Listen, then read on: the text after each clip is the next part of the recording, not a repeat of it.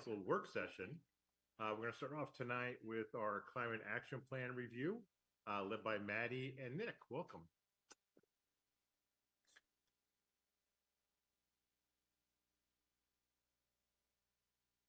From both. Hello. Right. Hello, Mayor and Council. Okay, I need to pull this up, I think. Can everyone hear me? Yeah, good call. I'm short, so it's gotta be really close. Okay. Can we pull the presentation up? Oh yes. My name is Maddie Cheek and I'm a management analyst in Public Works. And I've been co-managing the development of the climate action plan with Nick. Nick, what beard? I did. Sorry. I just noticed. All I right. did, yes. All Thank you right. for noticing. Yeah. From Movember. Something like that, yeah. All right. Nick Westendorf, Deputy Public Works Director. Thanks for having us. Awesome. So we're here because after many, many months, the climate action plan draft is done and ready for review. And so I wanted to share or kind of recap what went into making the plan, and then tee up kind of how the plan is structured, because we'll be back in November for 2 deep dive sessions with you all. And so I want to make sure you have the tools you need to have a easy review period. I have the clicker. Okay. It's been a while. So quick overview of my presentation today. First, what shaped the draft climate action plan. Next, how the plan is structured. Third, the types of actions you'll find in the plan, what our next steps are, and then we'll open it up for Q&A. Okay, so many different things shaped the climate action plan, one of which was Tualatin's climate goal, which is net zero by 2050. This aligns with the goal outlined in the 2015 Paris Climate Agreement. And it's based on international consensus that the world must reach net zero emissions by 2050 to avoid catastrophic climate change. We also have this goal because Mayor Bubenik signed a letter in 2017 as part of the Climate Mayors Group to uphold that goal and support it. And then I also wanted to zoom out and define the term net zero because I think it gets thrown around a lot and maybe we need to. So net zero is when the emissions that are going out into the atmosphere equal the emissions that are being sequestered or coming back down. So trees can take up some of those emissions. There's talk of burying some of those emissions, et cetera. There's a variety of different ways that folks are going about it. Oops, wrong way. Okay. The plan was also shaped by 4 guiding principles, the first of which was that the plan would be science-based. We've been very fortunate to work with our awesome consultants from Good Company who are experts in this area, and particularly in the Pacific Northwest, and they've helped to ensure that the plan is based on the most up-to-date climate science. The second is equity. We know that folks who have been historically marginalized are hit first and worst by climate change. We're already seeing these effects and they're only going to get worse over time. So the plan really seeks to prioritize those folks. Third is community benefits. Many of the actions can result in additional benefits, not just mitigation or adapting to climate change, but also more jobs, improved ecosystem and wildlife health, and improved health and safety of residents and community members. And then lastly is partnership. We know that we can't do this alone, and we know that we're not the sole reason for the problem. It's a big world. So the plan identifies existing and potential partners that we can work with to achieve our goals.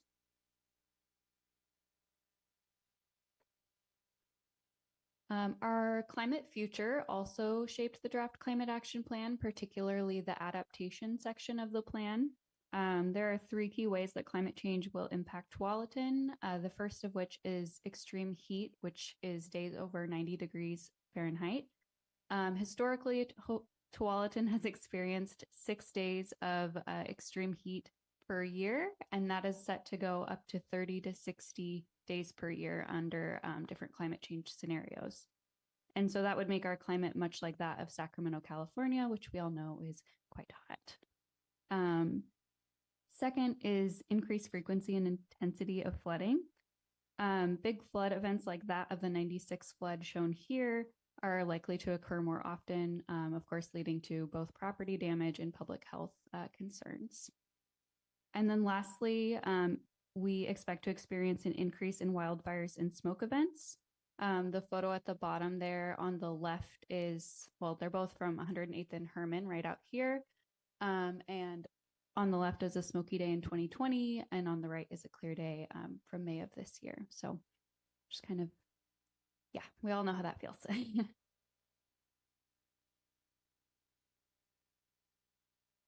Our emissions inventory also shaped the draft plan, particularly the mitigation section of the plan.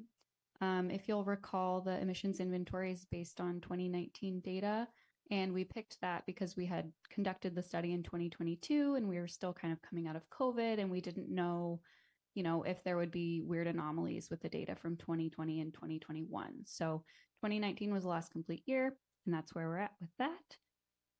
Emissions is split into local and imported emissions. So on the left, let's see. Oh, the colors are kind of hard to see, but on the left in a light blue color is our local emissions, and those come from things we do in town. So I think about heating or cooling my home, driving to run errands or to school or to work, those kinds of things. Our biggest sources are buildings at 42%, transportation at 12%. And then over on the right in the kind of faint orange, if you can see it, is our imported emissions. And those are emissions from things produced out of town, but used in town. So food from the grocery store, or at least most of it, clothing, furniture, all that stuff.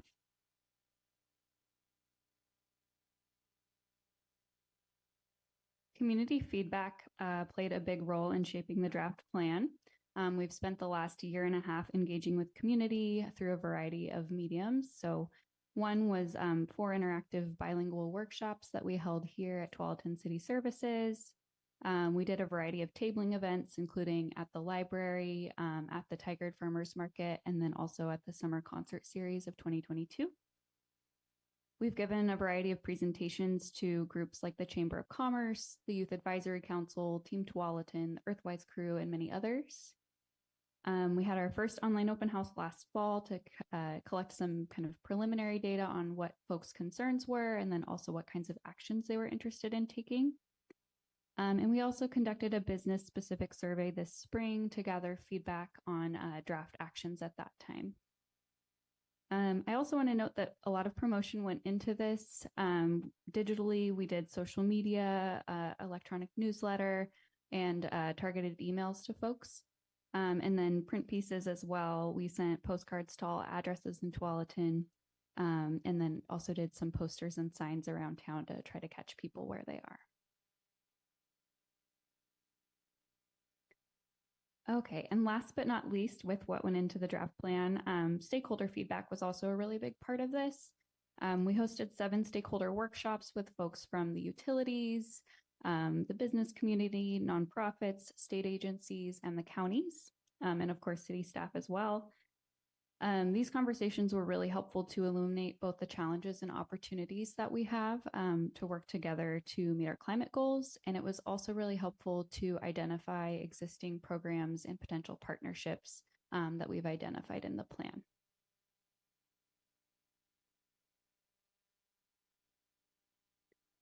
Okay, so switching gears to how the plan is structured. So if you'll see the triangle on the left there, the plan is organized from broad ideas called sections. And then as we move down through focus areas, strategies, and actions, it becomes more specific. In that top big broad layer of the sections, there are 4 of those, and you can kind of think of them as chapters in a book, each one having a different kind of focus to it.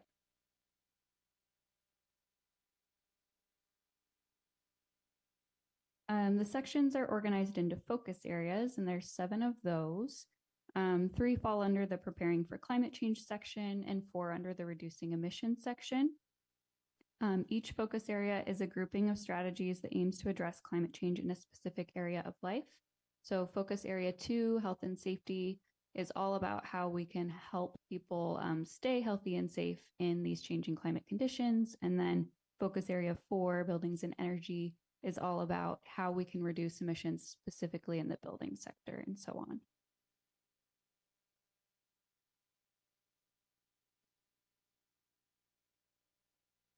Each focus area is subdivided into strategies. There's 27 strategies total distributed across the 7 focus areas. All of the strategies relate to the focus area that they fall under, but each strategy relates to a unique component of that focus area. So for example, in the buildings and energy focus area, there are 6 different strategies, and those range from energy efficiency to renewable energy to carbon offsets. So all different ways to sort of meet that goal of reducing emissions in buildings. And last but not least, strategies create the individual buckets that hold the plan's most detailed points, which are the actions. Each action should be thought of as a project, and each project could include planning, evaluation, engagement, and implementation steps. There are over 150 actions in the plan, and these are all of different scope and magnitude and will need to be prioritized at some point so we can figure out what to tackle first.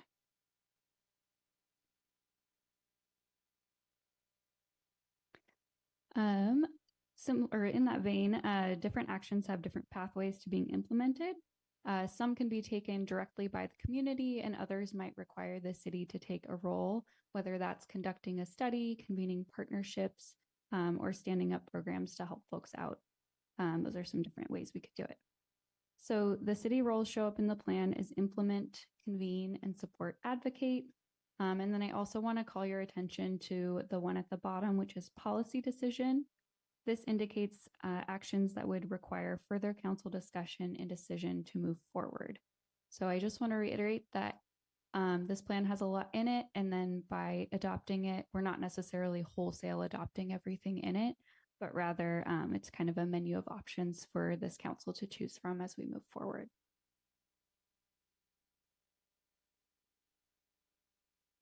Okay, so next steps for us, we've got a community and stakeholder engagement period coming up here. We're actually kind of already started in it, which is great. We'll have a second online open house open starting next Monday. We'll share that with you all and would love if you would share it with your networks too to ensure that we have maximum reach here. We're also meeting with community groups and commissions, including T-Park, the Planning Commission, the Tualatin High School Climate Activism Club, and others. And then, as I mentioned at the top, we'll be back in November to do 2 deep dive sessions with you all. The session on the 13th of November will focus on adaptation, which is section or chapter 2 in the plan. And then the session on the 27th will focus on mitigation, which is section 3. And we'll be joined by our consultants for those so they can answer all the wonky questions that y'all might have. Once we work through those work sessions and the last phase of engagement here, we'll finalize the plan based on feedback, and then we'll bring it forth for adoption and we can begin implementing after that. And with that, I'll open it up for Q&A and turn it back over to the mayor. Questions for Maddie or Nick? Nick was just sitting there for small. And you got a haircut too. I did. Here's that. We're losing all our hair. The questions.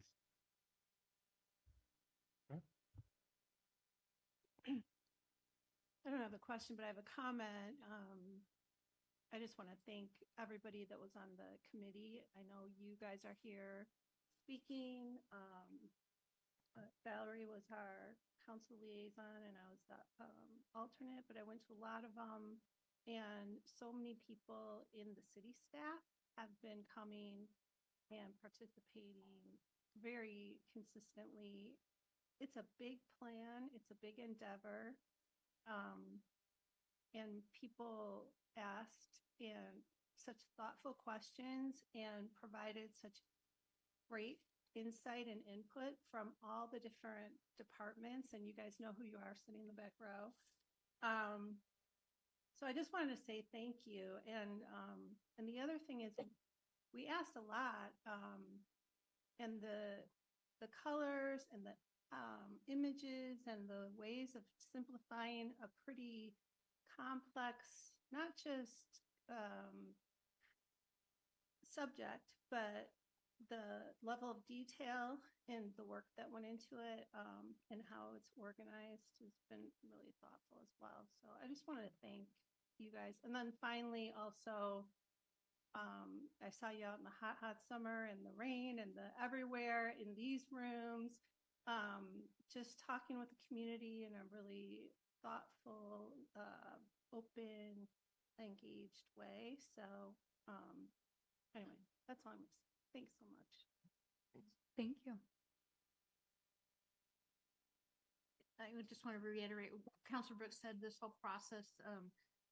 What I've loved is kind of the Google Doc stuff where, someone puts in a comment, someone else is responding, but it's really like focused on what works for us. And so I'm really looking forward to seeing, I know you'll really take what the community says and add that to this and really have a good, it's really a great product, I think, but it'll even be better once we have community input. Thank you. Other questions, comments? I like the format of the plan.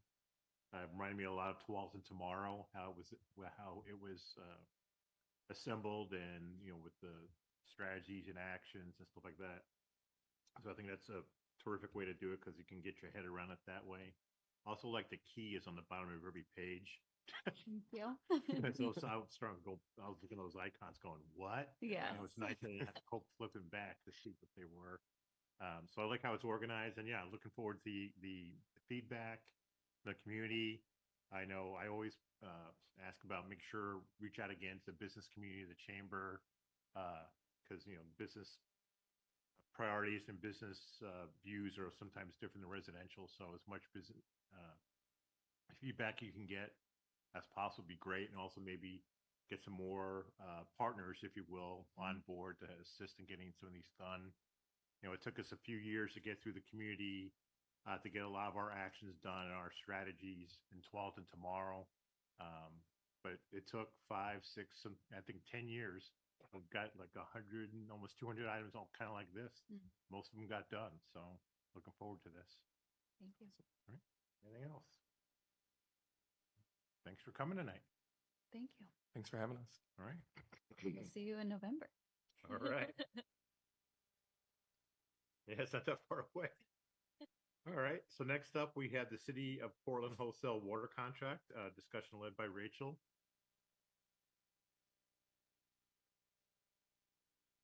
Who doesn't appear to have a haircut or beard trim or. Me. Although I'm wearing uncomfortable shoes today that I won't be wearing again. I'll be getting them back to Goodwill. So. Welcome.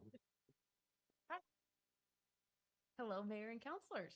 I'm Rachel Sykes, Public Works Director here at the City of Tualatin. I'm here tonight to give you an overview of a long-standing project that we've been working on in the Public Works Department, which is the negotiation of a new water contract with the City of Portland for the provision of treated drinking water to serve the Tualatin community for the next 30 years. So it's a pretty big undertaking. The goal of the presentation tonight is to bring you up to speed on what's transpired over the past 10 or so years, mostly more recent than that. But we're going to go back to discuss our approach to the water contract with Portland and highlight some of the key outcomes and components that are in the draft contract language. I'll then be happy to take questions and any feedback you may have to share. Nick's here. He'll join me when we're ready for questions. I don't want to make him sit here next to me as I give a presentation, but we'd be happy to hear your feedback and answer any questions you have at the end of the presentation. So all of that in 40 minutes. So I will dive right in. To give you some background and refresh your minds about water in the city of Tualatin, Tualatin has purchased water as a wholesale customer from the city of Portland since 1979, so a very long time over the course of a couple of different contracts. Portland currently provides water to 19 different wholesale customers, ranging in size from a few hundred connections to several thousand. So Tualatin's not the biggest customer, but we're certainly not the smallest either. All of our water comes from the Bull Run watershed, with supplemental water coming to the city from the Columbia South Shore wells along the Columbia River. So like, high flow seasons, or if there's an issue up in Bull Run, like we recently saw with the wildfires, which I'm happy to report are they're back to normal operations as of today. So we'll probably be sending you an update about that shortly. So that's been kind of a long month and a half for Portland. Treated water flows from Bull Run to the city of Tualatin through a series of transmission lines, making its way about 60 miles from the source to our city boundary. So as you can see on the map, it goes a long way, and there's Tualatin down there at the very end. The cost to purchase water from the city of Portland is currently $3.3 million a year. That's what we budgeted in the fiscal year 23-24 budget. It costs about $1.54 a unit. So one unit is 748 gallons. So if you add that up to $3.3 million, it's a lot of water. To compare, our city of Tualatin water rate that is billed to our customers is $3.90 a unit. So around 40% of our water rates go to cover the purchase of wholesale water from Portland. I could be missing a few details. Dawn, don't quote me on any of that, but about 40% is what I calculate. The rest of our water rates are used for operations and capital costs for the water system within the city. All right, so how did we get here? So this has been kind of a long winding tale to get here, so bear with me. There's been a number of things that have happened since about 2014. Our current water contract was executed in 2006. It was developed as a 20-year contract, and under the terms of that contract, a notification of intent not to renew is due at least 5 years before contract expiration. So in this case, that was 2021. Several wholesale customers were working on the development of their own new water sources well before that 2021 deadline. So Tualatin Valley Water District, the city of Gresham, and Rockwood PUD all ultimately gave notice to Portland of their intentions of non-renewal well before that 2021 deadline, around 2014 to 2016. So that's a detail that you'll want to remember as I kind of keep going with this story. With this knowledge, Tualatin was left with a choice. So some of our other wholesale customers are leaving. There's a Willamette water supply program going on. So a lot of stuff was happening in the water world around this time. So we were left with a choice. Do we continue to purchase water from Portland, or do we seek an alternate source? A thorough analysis of data and costs was completed by the city using some consultants back in 2015 to determine what our options were for our council to weigh in on. In 2015, staff approached council with some viable alternatives and the pros and cons of each, including some operational information, financial information that was based on the best information they had at the time. Options included a partnership with the Willamette Water Supply Project, which we know is currently in construction right now. That would mean switching our water source to the Willamette River, and this would require a change in the city's charter, which currently prohibits the use of the Willamette as a source of Tualatin's drinking water. Another option was a hybrid approach, so purchasing some water from Portland and using some water from the Willamette Water Supply Project. And the third option, obviously, was to stay with Portland and execute a new contract after the current contract was set to expire in 2026. So we were planning well in advance in 2015 of what was going to happen. After consideration, Tualatin City Council determined that it was in Tualatin's best interest to continue purchasing water from the city of Portland. Council gave direction for staff to move forward with negotiation and execution of a new contract, which is what we've done since then. The term of the new contract would be set at 30 years. The current water contract, like I said, is set to expire in June of 2026, and the goal is to have a new contract developed and ready for execution before that time, so we can seamlessly switch from the old contract into a new contract. Transition to the new contract, even if the language is ready, will not happen until 2026. And that's because from a financial perspective, staying with the current contract until 2026, based on the current rate models and the current language in the contract, gives us the most favorable rates from a financial modeling perspective. So that's why we have elected not to enter into a new contract any sooner than that. So one question you may have is, why not just reuse the current contract? Or renew it for another 10 years or just stay the course. And I mentioned the exit of the three large wholesalers, Gresham, Rockwood, Tualatin Valley Water District. That paired with some outdated practices within the contract and a shared commitment to regional water supply and source protection meant that the time was right for the terms of the contract to be reopened for discussion and renegotiation. A lot of the terms in our contract now are some of the same language that was in the contract when it was first executed in 1979. So some things have changed since then.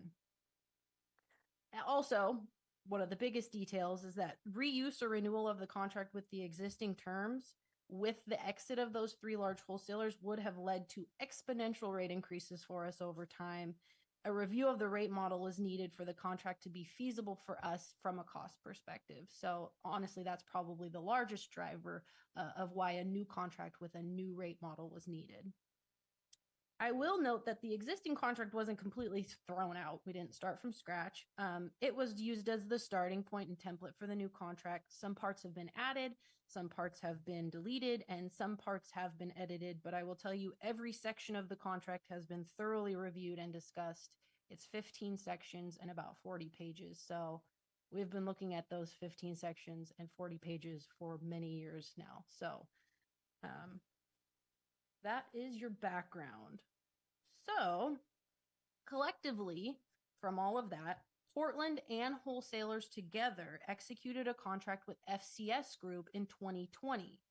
As you may know from some of our master planning processes here in the city, FCS specializes in the development of rate models and methodologies, which is very specialized and technical work.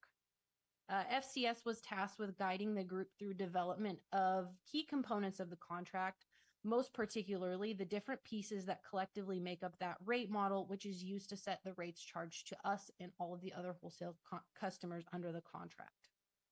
Wanting the process to be amicable, collaborative, and rooted in shared values, the group first developed a set of guiding principles that would guide the next years of work and serve as a foundation for the negotiation process. So I have those principles listed on the slide. The work group consisted of Portland Water Bureau representatives, wholesale customers, and FCS Group, and this group has been meeting monthly to work through the terms of the contract since 2020. Portland's representatives most notably include Portland Water Bureau Director Gabe Salmer and Bureau Finance Director Cecilia Huynh.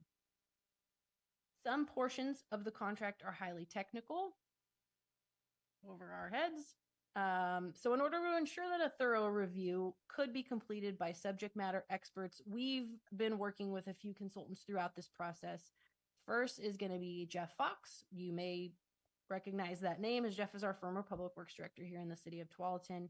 He now works for Consular Engineering and has in-depth knowledge regarding water systems, engineering, and this contract and that kind of regional approach to water. He's helped us strategize and prioritize throughout this process. Second is Josh Soper from Beery, Elsner, and Hammond. Josh is providing legal review and guidance for us throughout this negotiation. He has familiarity with water contracts of this nature, as he previously was the city attorney for the city of Sherwood, negotiating contracts for their water supply from the Willamette. So he's gone through something like this before. And third is a guy named Harold Smith from Raftellus.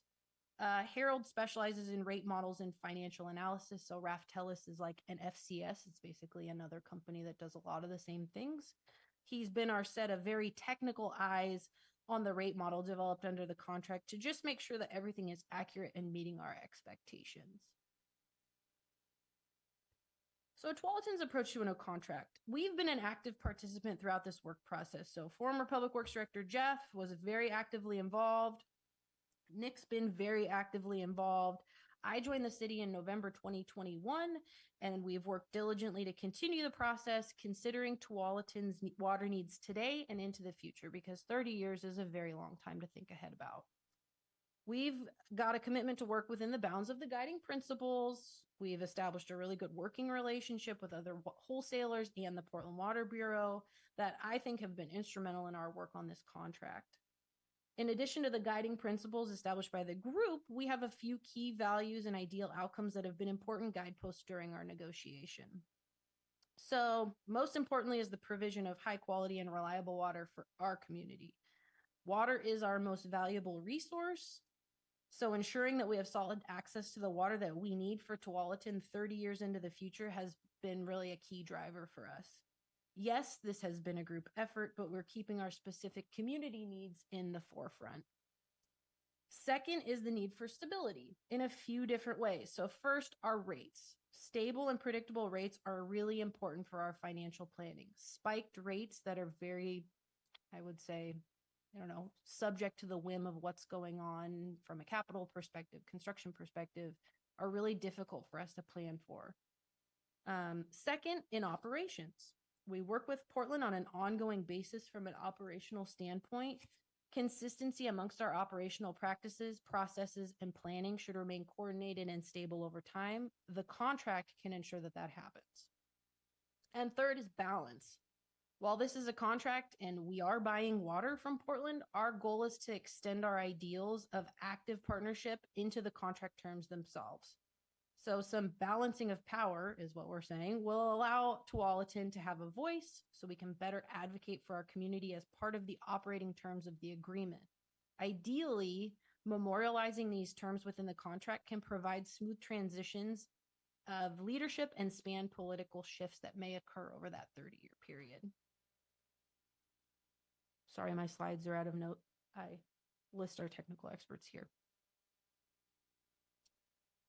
So we'd like to review some of the largest and most impactful pieces of the new contract with council tonight, allowing you to familiarize yourself with the work that's been done, ask us questions you may have, and provide feedback.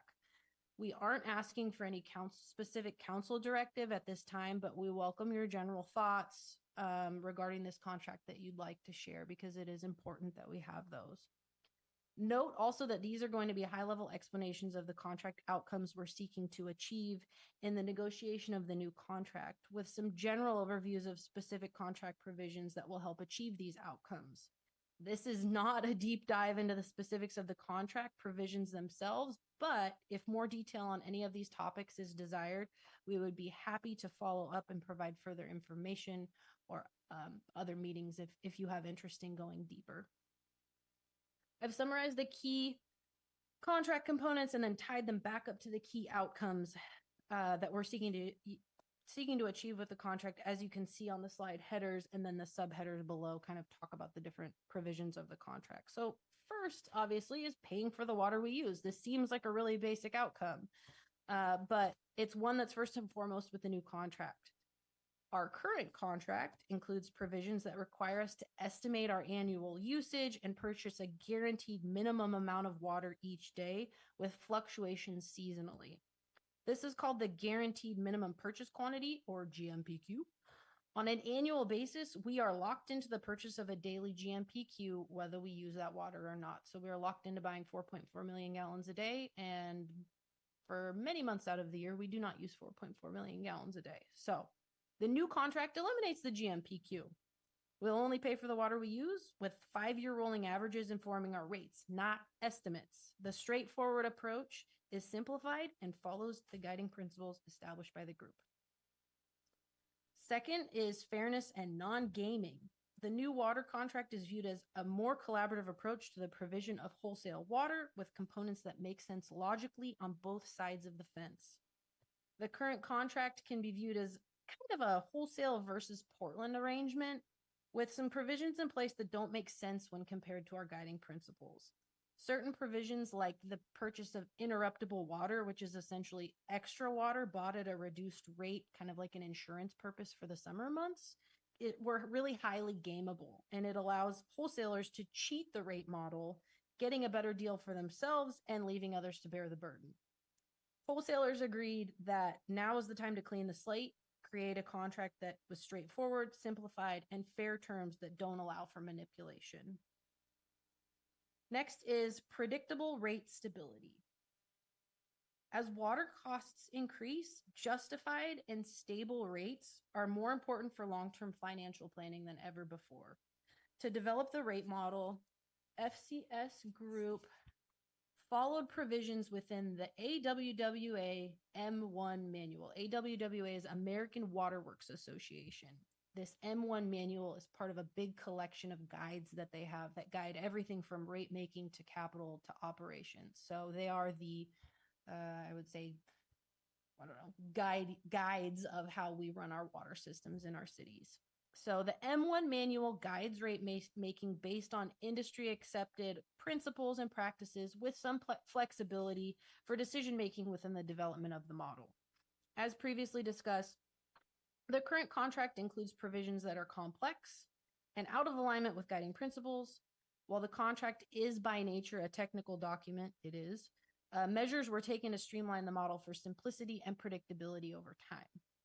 One example is cost pools. So cost pools are a grouping of assets and related operations and maintenance costs that are assigned to only those wholesale customers that use the assets. It's basically a way to slice up the system. In the current contract, we have 19 different cost pools. It's like splitting hairs. It's complex to administer and places more liability for asset costs on potentially one or a few key wholesalers because the assets are grouped so specifically. The group worked together to consolidate cost pools, and now we are proposing only 3. So that makes the liability and risk be spread amongst more people. This prevents the possibility of only a few customers having to absorb the cost of large investments and minimizes rate volatility and uneven rate impacts and increases the predictability of rates. So that's an example. A second really notable factor for Tualatin is that all major assets of Portland system will be included under the Portland contract. This includes the Washington County supply line, one of the largest transmission lines. It's a 66-inch transmission line that feeds the city of Tualatin. This line was previously excluded from the contract, governed and paid for through a separate agreement. Including this asset in the contract provides surety and stability for long-term repair and maintenance needs. So exit of 3 large wholesalers. I keep talking about this. So the context of the wholesale water contract shifted when Gresham, Rockwood, and TVWD elected to not renew their wholesale water agreements with Portland as they sought to develop their own sources of supply. The impending exit of these wholesalers meant that a large portion of system costs previously paid for by these customers were set to become unallocated when the contract ends in 2026. These unallocated costs have been dubbed the surplus capacity. They all have really fun names. These costs don't go away because these wholesalers exit. So the infrastructure, capital projects, and operations and maintenance costs for Portland to operate their system is largely the same, and there's less of us to split these costs. Using the language of the current contract, a portion of these surplus costs would have shifted to remaining wholesale customers immediately upon the exit of the 3 large wholesalers, causing a sudden and very drastic rate increase. Wholesalers would not accept this shift of costs. Portland acknowledged the impractical burden it would place on our rates, so a compromise was reached, and new language has been crafted for the new contract. In a nutshell, Portland is taking on all of these surplus capacity costs from the start, so they will be paying for all of these. Over the course of 20 years, a small portion of the costs will be allocated back to customers each year. There's a few more complexities with it, like if demand increases or if new wholesale customers come on that will essentially eliminate that surplus capacity. I can get into more detail if you'd like, but for that, I will leave it at that high level. Bottom line, though, it may seem alarming that large wholesalers are leaving the contract, but we're not bearing the immediate ramifications from a cost perspective.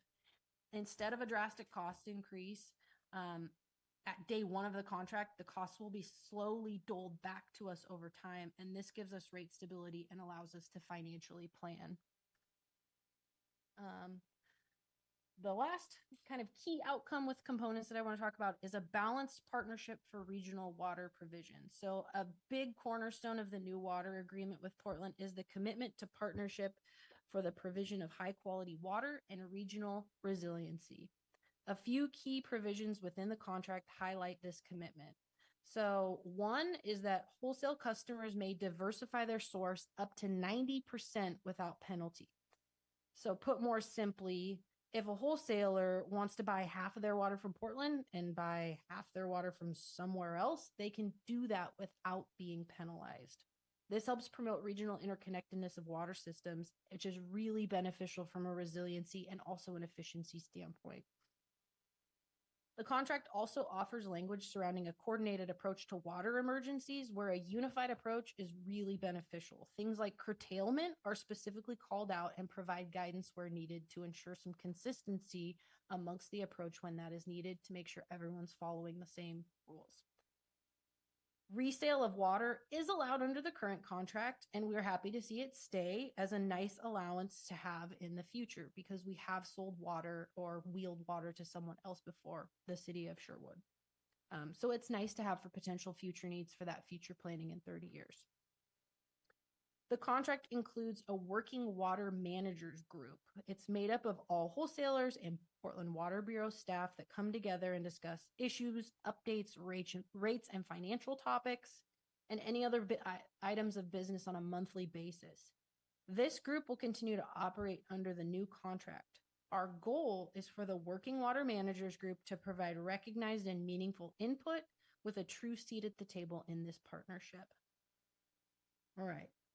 Now that I've thoroughly bored you, next step. So many points of the contract have been discussed and negotiated at a staff level, with the largest content pieces I feel like have been addressed and they're ready for our governing body review.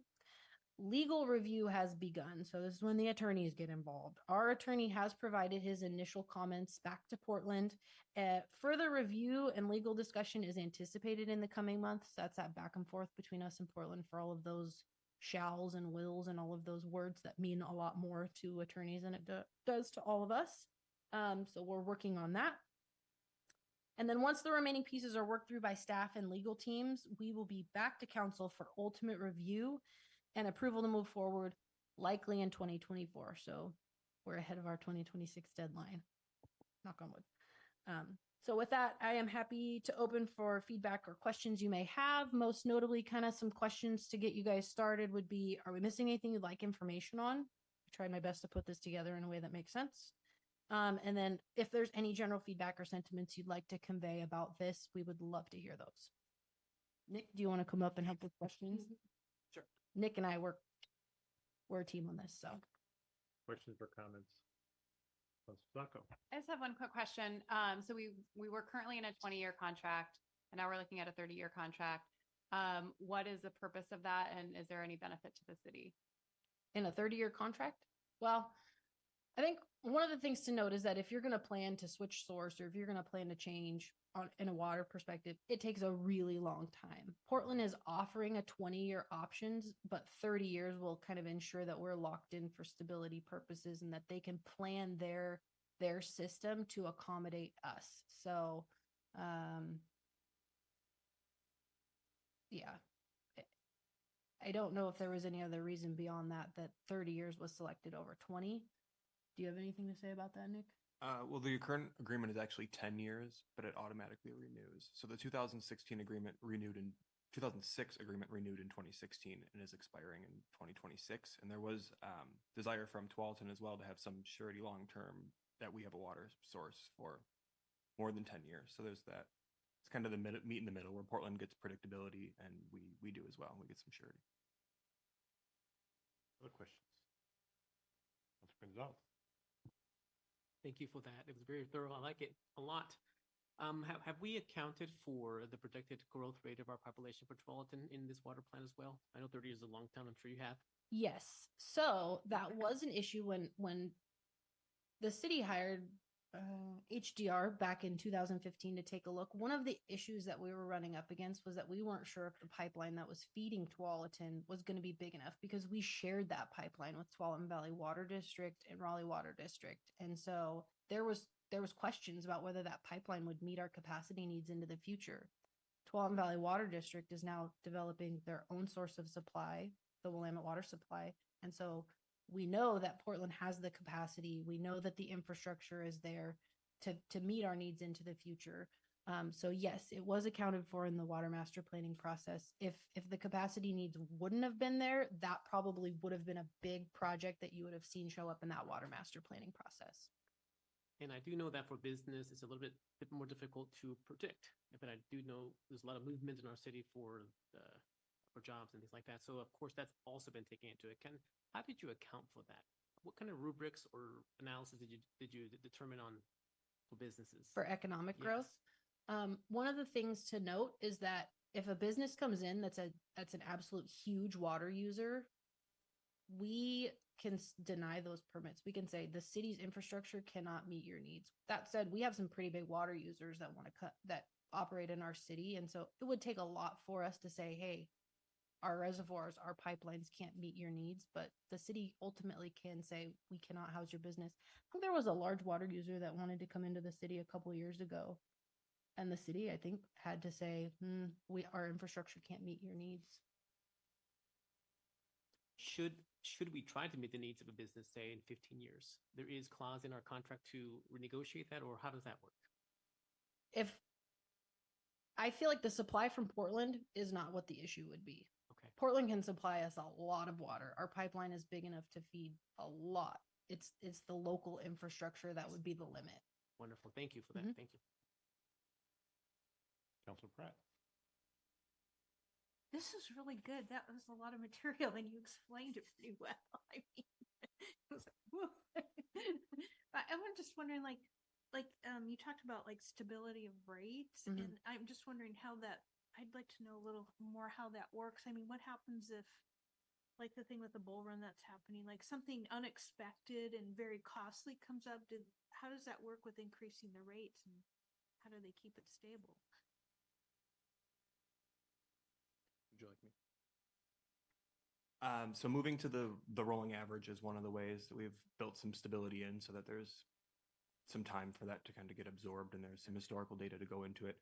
There's also some more wonky methodological changes to the way the rates are forecast, or the rates are created now. The way that we do rates now, if Portland builds a project, it doesn't hit our rates for a few years, and then it hits us all at once. The way that we are changing to the new rates, we're going to include what they're planning to spend in their budget, and we're not going to wait to have those hit. So it won't just be one big hit to us. It'll slowly come as they're developing those projects. And our costs will now actually be based on their actual costs, not their budgeted costs, which should be more realistic and recoup some of that if it's not utilized. I can't get over the minimum water purchasing. That's kind of interesting. Yes. I'll also mention that we're a very small drop in the bucket. So when you hear that Portland is spending X amount of dollars on this or that, while it does affect us and it affects our rates, it's not at the magnitude that you may expect. Other questions? Comments? Council Brooks.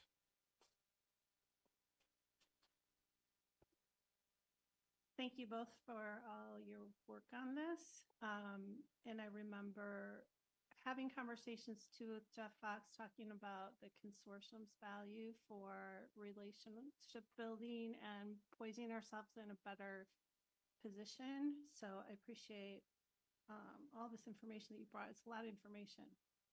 But it's very well organized and easy to understand. So I really appreciate that. It was funny when I was serving on the Willamette Water Supply, there was a lot of conversation around water rights and who's in line first, because they were dealing with competition so much there. And I was just curious with those big water districts exiting, if that shifts or is this just everyone together, or? Yeah, this is more of an everyone together approach. And there's enough capacity that that's not a concern for the foreseeable future. All right. So to me, that's a big, huge value add. And the other thing that I know that our community really pushed to stay on Bull Run, and it's turning out, from my perspective, a really good thing, because we're already paying less.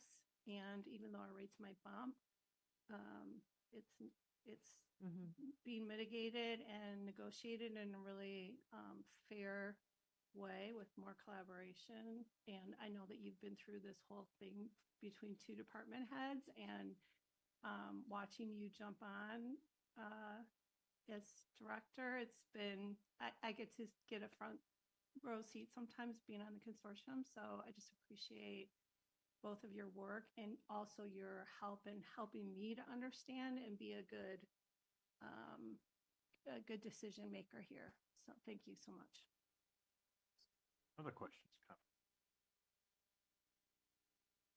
That's two, and you know what one of them's gonna be, is the supply line.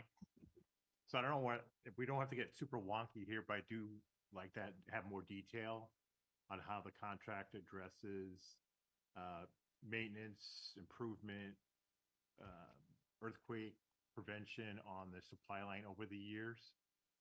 The resiliency, I'm sorry. And just, we don't have to get into here, just, we can chat about it offline or something. I just want, because that's, as you mentioned, that supply line breaks were out of water. And so I want to make sure Portland Water Bureau is going to take care of that pipe, and the funds are there to make sure we can get where it needs to be as far as resilience. Second question is kind of along the same lines as Council President Pratt. With the treatment facility slowly being brought up, how would they, it might be the same answer, an unforeseen glitch in the treatment facility that would cost a lot of money, it's the same kind of methodology, they'd apply whatever they have to do to the new treatment facility slowly to our rates to recoup all the dollars you might have to dump into with now the $1 billion plus project? Well, I didn't put a projected rate table on here, but we Right. know that when the treatment plant comes online, our rates are going to go up. Yeah.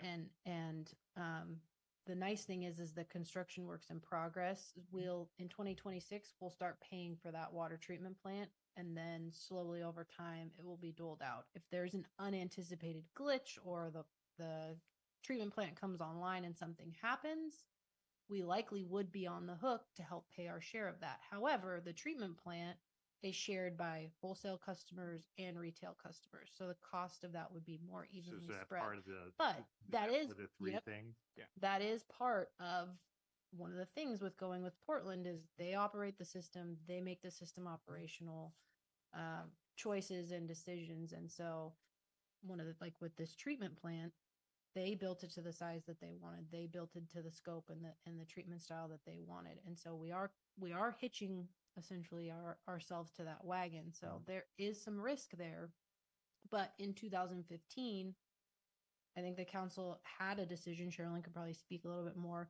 And developing a source of supply that we own, that we control, obviously is very expensive. But that wasn't something that was higher on the priority list than going with Portland. So that is kind of a risk and a ramification of that. But we hope that Portland continues to have strong leadership with the Portland Water Bureau. I feel like their leadership is very solid right now. Yep. That our working relationships stay good with them, that we have that kind of seat at the table to provide our input that is then taken and at least under consideration. So those are things that I think we're working into the contract that we'd like to see move forward. So we do have a bit more of a say or a seat at the table on decisions that could impact us monetarily from a rate making perspective. And that's my concern, that, you know, with some of the bigger wholesalers leaving, that, you know, this is a big undertaking by Portland for this treatment facility. I know it's been years in the making, but unforeseen glitch, hopefully, but there won't be none, but can be a lot less people to pay for it now than there were before. Yeah, we will be the largest wholesale customer. Okay. Starting 2026. So. All right. And yeah, going back to 2015, that was a long city council meeting. Going through this and talking about the point of why there was this notice period back in the day. Councilor Ed Truax was the water guru. On an average, if we wanted to break with Portland and create our own water system, it takes 10 years to bring it up. And hence why the contracts are so long. It's not something you spin up in a year or two. And it was by far, staying on Bull Run on the whole analysis of all the different ways we looked at it, is the cheapest way to go, especially now with the Willamette Water Supply Project being way over what they projected to be. I'm thanking that we decided back then to stay out of it, because just the intake, the cost of that intake and that pipe that's, you know, going through our area is just ballooned, and they all have to bear the cost for it. Luckily we don't, because we're Yeah, stuck with that Portland. I think was a big consideration Yeah. in 2015 is that Yep. it's right here, it's in our backyard. Yeah, It's probably going to be cheap. Yeah. Yeah. But anecdotally, I feel like we are probably financially getting better rates going with Right. Portland. I mean, May you eat my look at words Lake like you're saying that, Oswego but- and Tigard's water rates are way higher than ours. Mhm. Yep. Council Brooks. I just from sitting on those two boards, and I know you did too, Mayor.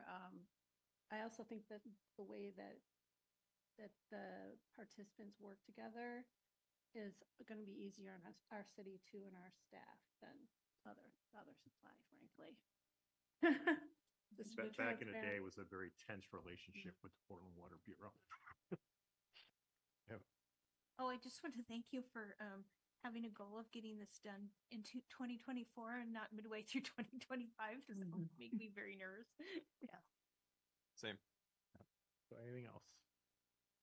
All right. Thank you both for coming tonight and Thank you. explaining a very difficult topic. And if you do have further questions, please feel free to email us. I know that this wasn't everything, so if you'd like more details, please reach out. All right. All right. That brings us to item number 3, allocation of funds to outside agencies. Welcome, Nicole. Got that long walk from over here. It was a long one. I did cut my hair, but I got hot, so I put it up. Okay. Had to work hard. So I'm Nicole Morris, Deputy City Recorder, and I am back to recap some of the changes we made to the outside agency grant program this year and request award from the council. So tonight I'm going to just recap some of the program updates that we made based on the feedback that we received in July, go over some of the application changes that we made, and then I'll turn it over to you guys to make a decision on the grant awards. So at the July 10th meeting, I brought forward a review of the current outside agency grant program and received feedback on the purpose statement. We added guidance on the amount of funding typically awarded and included the opportunity to highlight grant partners at upcoming council meetings. And we included a final spending questionnaire. The purpose, as shown here on the screen, was updated to align with the City Council's 2030 vision and highlights the desire to build a stronger, more inclusive, and sustainable future for Tualatin.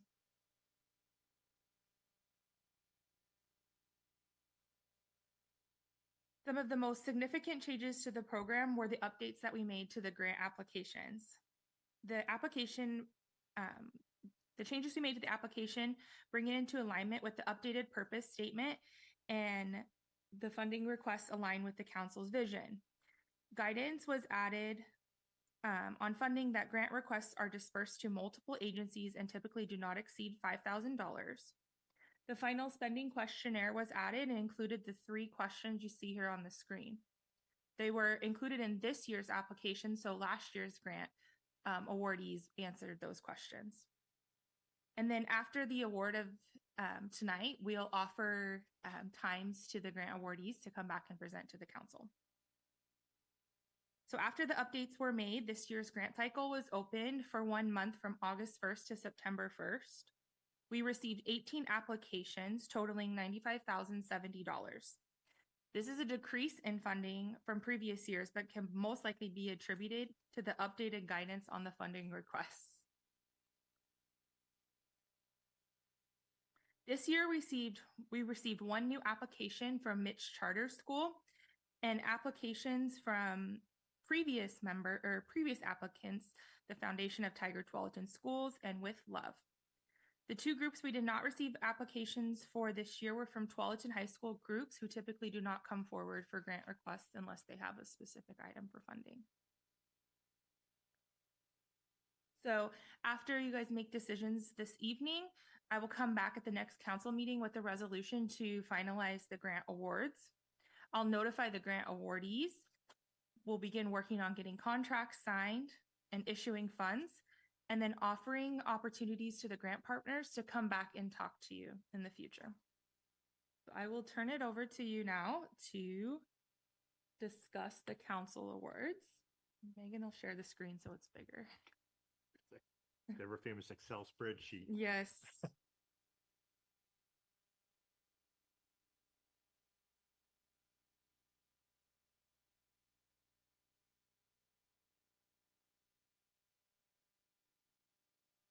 All right. So based on experience, the last few times we've done this, most of the time we started with what we gave folks last year as a starting point. So if Megan can quickly type or copy and paste, that could be our launching point. If you can make that bigger too, once you're done.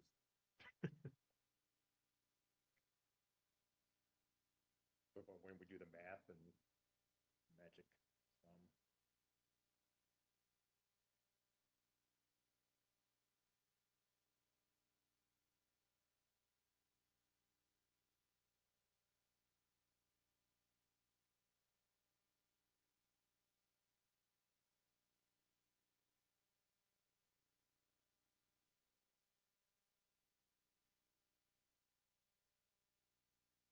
Yeah, it's all the way at the top.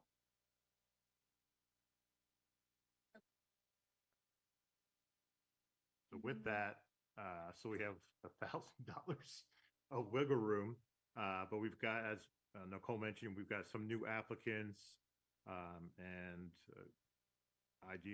obviously we can stick to this list, move money around. So I'm just opening the suggestions from the floor. Here comes your hubby. Not some random guy.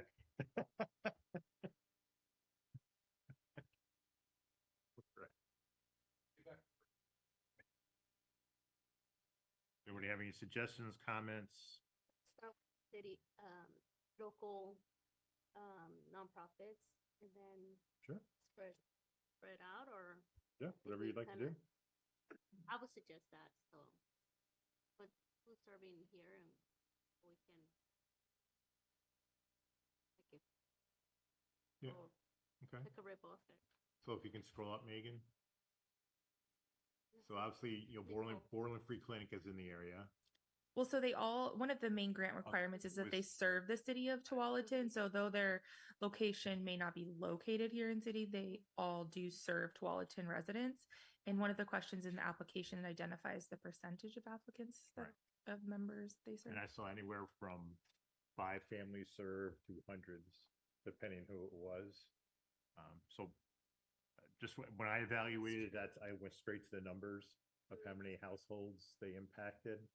And those folks who had, I'll pick on Meals on Wheels, for example, hundreds of people served a year versus I think one of them was 5. So people, everybody looked. Well, I've got my magic list here already that I did, but I don't want to push it. Council President Pratt. This is a tough subject, but I'm not sure about the viability of the Good Neighbors. And so, like, are they going to be functioning in a month from now or 2 months from now? I mean, I'm sure the money would still help them, but. Because I noticed on their app that they had not gotten contracts from Washington County as of July, which is an indicator of something.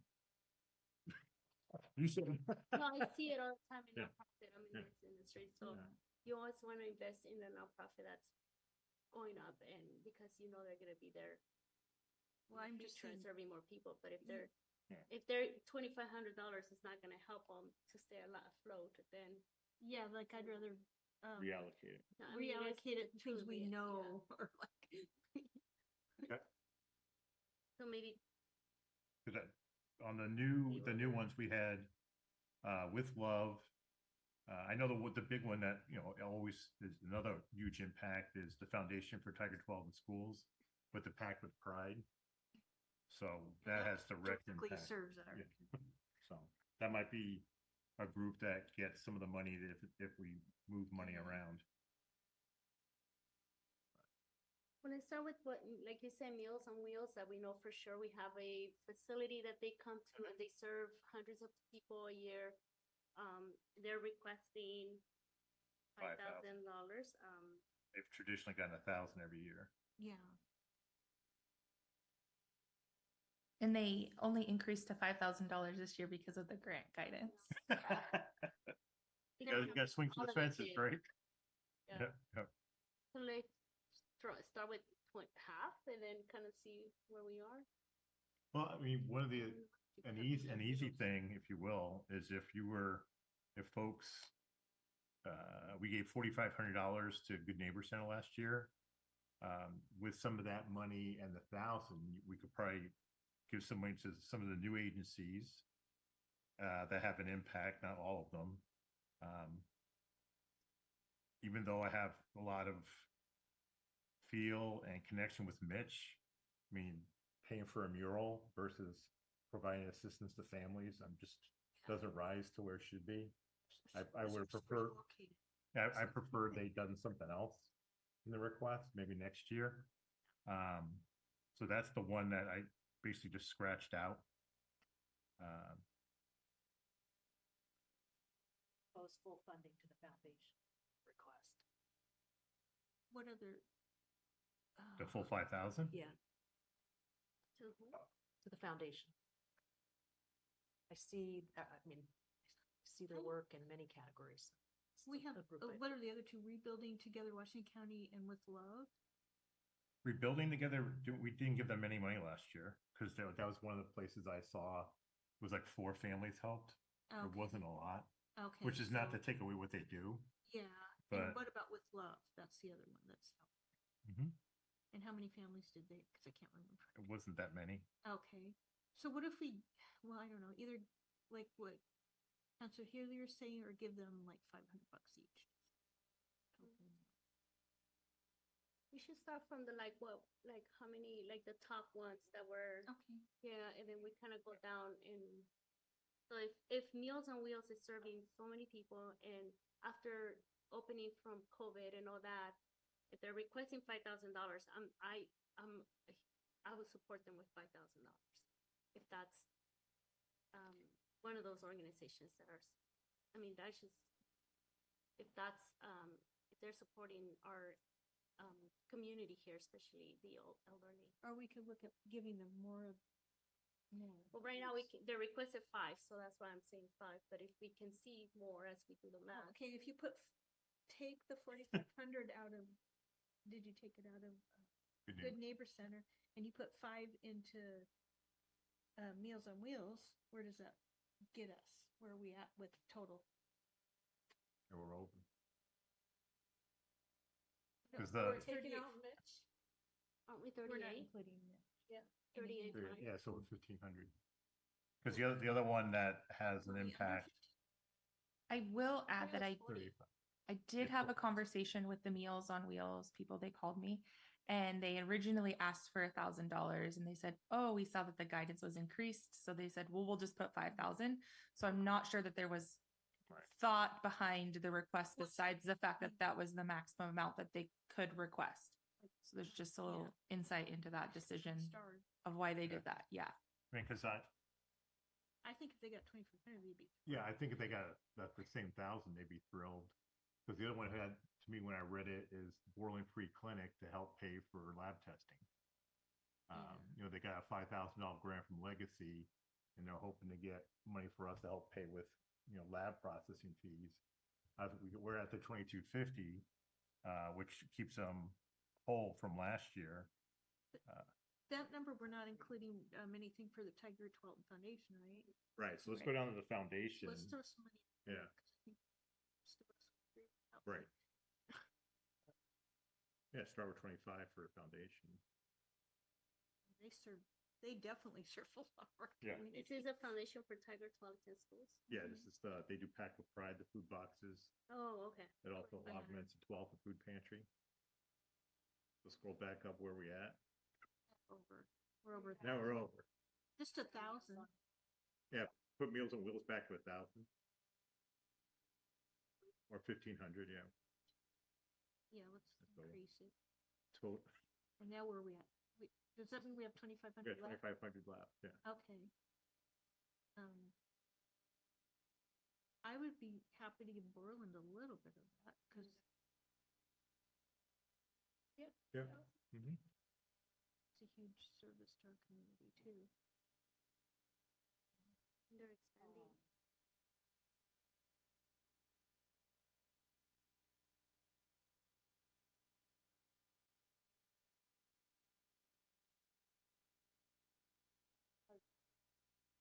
federal programs have changed so much, I would advocate for increasing the 12.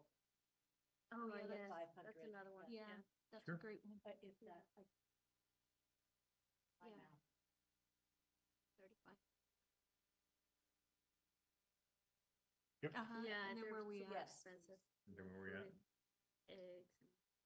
1250. 1250. retail therapy.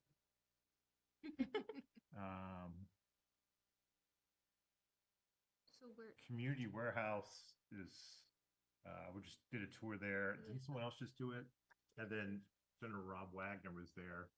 I think did I mention they need 100 mattresses a week, and they're not even close.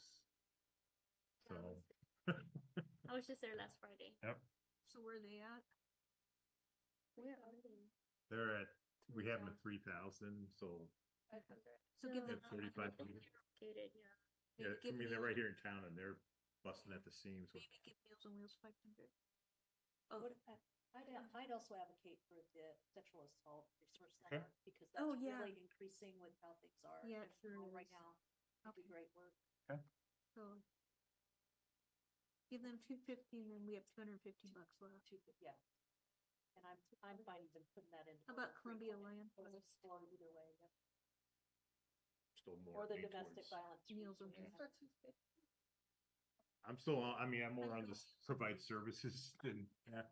The domestic violence center. for $250. That's fine too. Yeah, They're great causes. That's like and- either that or the Yeah. Family Justice Center, one of the two. So Well, I thought we upped theirs. they're 4,500. They stay the same. Oh, got it. Yes, but they're pretty, okay. Yeah, no, Yeah. We have the magic 40. Yes. Oh, yeah. Any, We're gonna slowly Any slow down so regrets? people can see.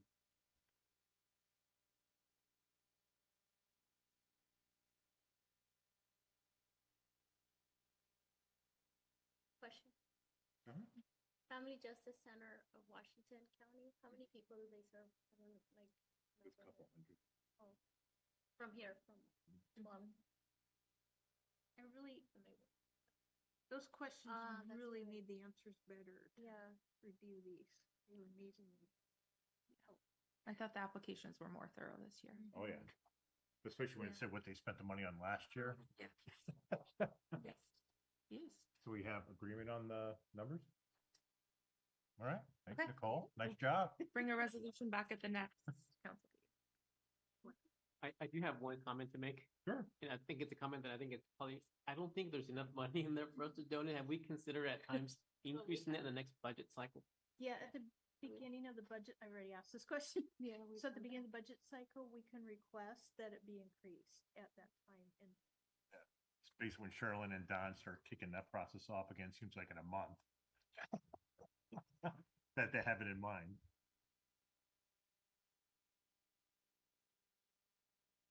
Yeah. Isn't that what you did, Council Brooks? It's been You did that. passed. Aren't you the one who got it to 40,000 during budget? Yeah. Yeah. Okay. All right. That brings us to agenda review and roundtable. We've got two proclamations. I know Councilor Hilliard can do Red Ribbon Week. Correct? We would like to do domestic violence awareness. Councilor Sacco. All right. The vets are supposed to be here today, tonight, this afternoon, whatever the hell it is right now, this evening, to promote the Veterans Breakfast. So I'm assuming Dale or one of his compatriots will do the pledge tonight. He's a pro at it. He said he's coming, so fingers crossed he's here. Any questions on consent? Any concerns? All right, with that, we've got time for council roundtable. I'll go ahead and start with Councilor Sacco. Thank you. First, I just want to mention that I went on the parks tour this weekend with a couple other of you, and I just wanted to say that the Parks Department did a great job. And the highlight for me was seeing the new properties that we purchased in person. Was really great to visualize what those properties are going to become in the future for Tualatin, which is really great. I also attended C4 and in Valerie's absence, and just a couple things to report. First, which the mayor had also sent out an email, the Special Legislative Subcommittee on Transportation, which is going to focus on tolling, is going to be coming up to our area for 3 meetings. One in the Lake Oswego Tualatin area, one in Portland, and one in the Oregon City Gladstone area. So I highly recommend people attend one or all of them and make sure that we're vocal on what we want to see as far as transportation is concerned. There's going to be, and the subcommittee is going to have 10 meetings total, and they're going to start their meetings with those first 3 to listen to the local communities. And I believe those meetings are going to kick off in November from what was said. So look for those coming up next month. And then another thing that was mentioned at C4, it was brought up in the city of West Lynn that the ODOT survey that has been circulated about tolling, to get feedback about tolling, is very one-sided, and you couldn't really say that you did not support tolling. And so there was an idea brought up by the mayor of West Lynn, Mayor Rory, and Paul Savas, to possibly do a statistically valid survey to gather information on how the people of our area really feel about tolling, so we could provide real statistics on what the people want to see. So there was just questions brought up if there's appetite from other governing bodies, cities that would want to participate and share that cost. And so I'm bringing it up now to see if there's appetite for that, and if we wanted to participate. And if we do, just a follow-up email to Commissioner Savas would be appropriate. And that is all. And we can discuss that because when we get to council communications and city council meeting, bring that up again. Then we can do a straw poll about ups and downs, yes or no's, and what the city manager can bear financially, because obviously they're going to want folks to help pay for this the toll too, but the poll. Yeah. Yep. That's familiar. The meeting that I had got canceled, and I have not seen a reschedule. But just the only thing that I attended, not in a city hat, but I would like to comment on, is the Tigard Tualatin School District Safety Meeting. And I'd like to just say that our chief and the 2 school resource officers were there. They represented our community with dignity and respect, and I thank you for all that you do. Reyes. No official city committee meetings, but I did attend the Latino Business Network that meets here in this room once a month, beginning the first Thursday of the month. It was nice to hear the talk that they have. About 30 people. I mean, they have a lot of people come to those businesses, kind of like a network. And the talk was about art and how this new art organization is using sustainability and more of those a natural way of doing art, because many of you know that, all those spray cans and all that does affect the environment. So they are just promoting how they do art with more of sustainable and a natural way of doing things. It was a really great talk. And then I went and I visited the community warehouse, which, it's just down the street. I never really thought they serve our community that well and that much. Like they had like the mayor said, need mattresses, but they also want people to shop there because they have a ton of nice things. And what you buy there helps them continue supporting and they, of course, they have a need, they have needs, and we talked about that. But definitely, if you're out there and you're looking for some cool stuff, low price. I mean, if you're those individuals that like to seek for a specific, you might find it there. Okay. So they have furniture, they have paintings. I mean, it was really nice to tour that. So I encourage people out there that support our communities. If you don't donate, you can also shop. So, yeah, it's a win-win-win situation. Thank you. Councilor Gonzalez. I did not attend any official meetings for the city other than on Saturday in recognition of the parks. It's super exciting to see all this unfold before my eyes, all these parks and all the exciting things happening in the city. So it's an exciting time for us. So I'm happy to see it. Councilor Brooks. Okay, so even though I just got back to town, I've been to a couple, and one was the Water Consortium. And I just want to make really clear that we just did the finalization on the new budget and the strategic plan. So our re-up will come, I don't even know if it'll just be on consent probably, but back to the consortium to re-up our membership. And that's a different contract completely than our water source contract. The interesting thing, and it was in person for the first time in 2 years. I used to chair that, and I termed out, and then I stepped off the executive board, and then I went back on it as an at-large member, just so people know that that's going on. But that'll be good. And then the speaker was talking about the Camp Creek fires. And so some of the questions, they had just reduced the severity number, and it will be like the embers will be going all winter.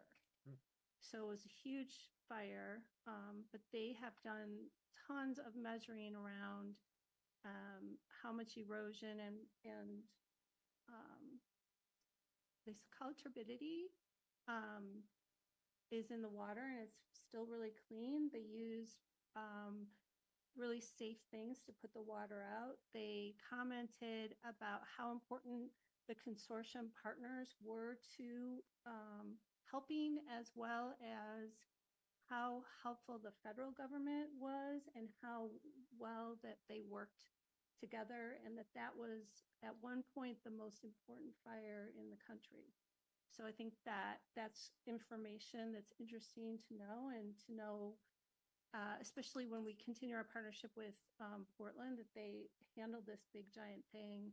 And the person who gave the presentation was super impressive. And the final thing around that was I asked about resiliency building with, like, it's not going to be the last fire, right? And so they talked a lot about the treatment plant. And when the treatment plant comes on board, that it will help with resiliency, because the water quality before it enters into the system, it won't be as fragile for the impacts of those things. So that was really interesting information to me, and I thought I would pass that along. And thank Rachel too for hoofing down there and all the work. And finally, they do a lot of team building and staging for emergencies, and they had a big one that our city water staff went to this last month. And so they keep getting really good training and really good collaboration opportunities. And then I just want to say too, is at the parks field trip, and I wanted to thank too all the community volunteers that are part of T-Park and the Arts Advisory Committee that also joined us on their Saturday and spent time supporting their community, and as we did, and my fellow counselors that came. So thanks. That's it. Council President Pratt. I went to last Monday was our one act, and we had Travis Brower of ODOT, who I know the mayor happens to know, and it was called Transportation 101. So he went over the lack of funding available and the issues with the gas tax going down. And then we had someone else present about it, VMT and those, it's now called RUCs or road usage charges. So that's like a new term that's I've never heard before, but it's being used. What happened was Travis Commissioner Savas called them about at 2 meetings now. Mr. Bowers kind of implied that the RMPP or the tolling of the corridor is going to cover the cost of things, but we have been told like the third lane but we're being told it's not going to cover the cost. So it's been really confusing. So he kind of called them out on that. And he said, well, what would it take to increase the gas tax to cover this? And Mr. Bowers said that like 25 cents would cover all these costs plus. So Commissioner Rogers and I both kind of jumped in and supported that. Like, why this makes more sense. And I brought up once again the revenue sharing, because the new revenue sources right now with the gas tax, we get 20 cents of every dollar or 20%, and they're not looking at, or they're not stating, they're deflecting that question or not answering it. So it's a concern because as that gas tax decreases, which it also will affect our city. So it's just part of the thing. Anyway, on with that.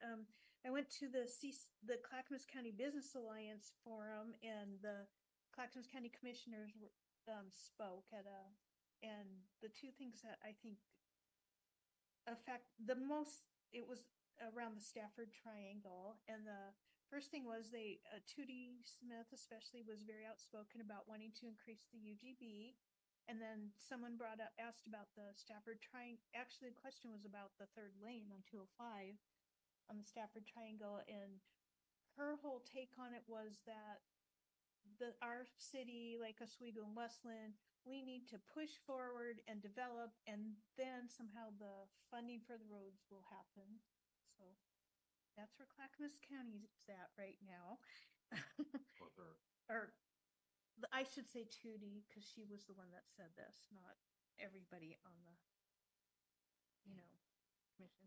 Anyway, and then I did the park sites tour, which was a blast. It was so fun to kind of visualize we've been hearing about and to see it in person. And then the police foundation was at the Faith and Blue event at the police station on Saturday, and it wasn't quite as well attended, but oh my gosh, there's this 2.5-year-old kid sitting on the motorcycle and he did not want to get off. It was great. And then I went for 40 minutes to the Metro Mixer, and it was pretty well attended, and it was got to speak with a couple with Commissioner Rosenthal and Christine Lewis and KJ Lewis, and so it was kind of fun to go drop by there and see a couple counselors from other cities that they know too. And that's it. Just two things for me, and one is in the future. It's actually tomorrow. Not that you're going to have a lot of time, but we want to keep our ears to the ground. The Washington County Commissioners tomorrow are going to have two really big presentations. One is related to transportation and MSTIP. The future of financing on MSTIP, how we're going to get projects done in Washington County. It's an update from DLUT on how they foresee what's going to happen in the next year or two, because the Washington County Coordinating Committee is going to have a retreat instead of doing it during our regular meeting, because it's such a big topic. If you recall, the next phase of MSTIP, there were approximately 40 projects. And I think I talked about this before. They're going to get whittled down to 10 because of lack of funding. There's a $90 million gap. So they're presenting to the commissioners on what the next step should be, how they should evaluate what is the county going to do in terms of transportation projects throughout the county. There's some things on the books that we've been planning on for years and it might not happen. So more to come on that. I'm going to be interested in that result. And in the afternoon is one that is super important to the mayors of Washington County. And it's a presentation by Sheriff Garrett, DA Barton, and the community corrections folks. There's a crisis in Washington County public safety that they're going to present to the commissioners, and the commissioners are going to have to figure out how to resolve that. We're down to one pod in the jail again. We're critically shorted of sheriffs. The DA's office is struggling to keep up with cases. The community corrections folks, I would not want to be a probation officer right now because there's not a lot of support, there's not a lot of money, and it's huge caseloads. So they're going to be bringing the commissioners up to speed on the status of what's going on. Long and short of it, the Sheriff Garrett, who's retiring at the end of the month, is looking to have his budget reinstated from the budget cuts to get him whole again, so that we can actually get maybe a second pod open again, get some folks hired. But it's going to be a pretty intense PowerPoint that was released by the county for the Board of Commissioners review, and the report's 40-odd pages, lots of charts and graphs. Washington County is still a very safe community. Crime isn't like rampant like it is in surrounding communities, but we do have always that emphasis on making sure our sheriffs are supported, the jail's running.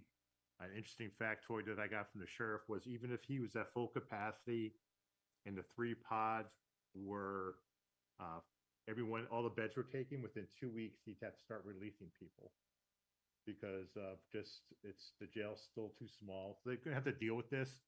And it's one of those things where to be a Washington County commissioner, you've got a lot of problems with budget issues. You've got challenging issues like transportation and public safety. And they're gonna have to figure something out because the mayors of all the Washington County cities are, sitting by listening right now, giving them some time to think about it. But obviously we have our opinions on where we think the public safety should be and the improvements that are needed, and about making sure MSTIP is not rated again for a few $1 million to shore up their budget. So it's going to be interesting meeting tomorrow for Washington County commissioners. And it was funny when we had our prep meeting today for Washington County Coordinating Committee, Stephen had no idea the public safety issue was going to be heard in the afternoon. So I said, you're going to, you're coming in, you're going to have to deal with the commissioners' heads are going to be spinning tomorrow with these 2 big topics. So, yeah. And that, just a reminder for folks that Vine to Wine is this Saturday at the library. See Jerry Ann's here, 7 to 10. You can buy tickets at the library or online on their website. If you buy at the library, it's cash or check only. No credit card fees. With that, anything else? We're done a little early. We'll reconvene at 7 o'clock, take about a 20-minute break. I'll go ahead and close this work session, and we'll be back in session with the regular city council meeting at 7 o'clock. Thank you.